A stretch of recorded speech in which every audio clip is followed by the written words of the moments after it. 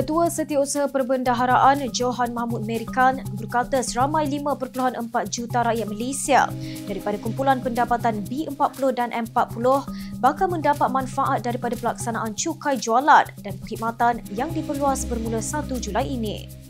Johan berkata peningkatan hasil yang dijangka daripada perluasan SST ini akan membolehkan kerajaan menambah bantuan kewangan kepada golongan B40 dan M40 seperti menerusi program bulanan sumbangan asas rahmah.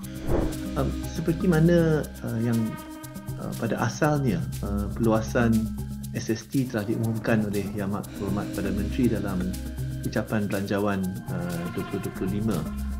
Antara keperluan untuk meningkatkan hasil kerajaan, pertamanya ialah dari segi komitmen kerajaan untuk menambah baik perkhidmatan kepada rakyat.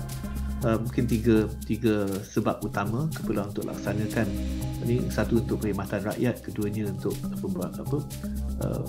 pengurusan fiskal yang bertanggungjawab. Yang ketiganya adalah supaya ada ruang fiskal untuk dapat bertindak jika terdapat ketidaktentuan ekonomi global. Beliau berkata perluasan SST ini hanya menyasarkan barangan dan perkhidmatan bukan keperluan asas bagi memastikan perbelanjaan harian isi rumah dalam kumpulan B40 dan M40 tidak terjejas. Barangan yang kekal pada 0% lah dari segi cukai jualan, ia termasuk memang barangan makanan yang belum diproses lah, contohnya ayam ke daging, ataupun udang, sotong ke sayur tempatan, dan juga lah macam beras. Selain daripada itu, ada juga barangan proses yang asas, contohnya tepung, sardin, gula roti, sebagai susu, minyak masak sawit.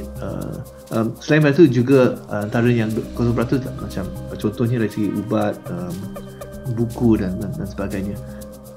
Sementara itu, barangan premium seperti buah-buahan import dan makanan laut mewah seperti salmon, ikan cod dan king crab akan dikenakan SST sebanyak 5%.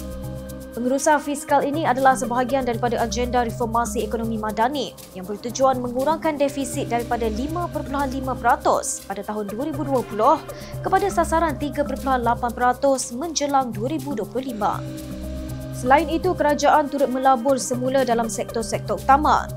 Lebih 1 bilion ringgit untuk jawatan tetap dalam sektor kesihatan, 400 juta ringgit bagi menaik taraf klinik serta peruntukan tambahan untuk meningkatkan kemudahan sekolah dan infrastruktur luar bandar. Bagi menangani kebimbangan terhadap kemungkinan aktiviti pencatutan, Johan memberi jaminan bahawa kerajaan akan mempertingkat pemantauan harga di premis runcit dan pasaraya.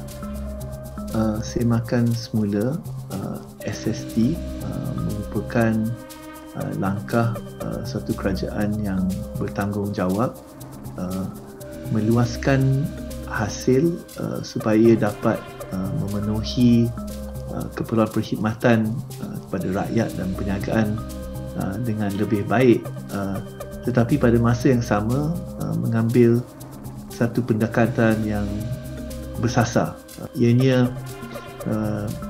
dirangka sedemikian rupa supaya mereka yang lebih mampu dapat membayar dan juga dikenakan cukai dan perkhidmatan kepada barangan pilihan. Haili Izzati, FM.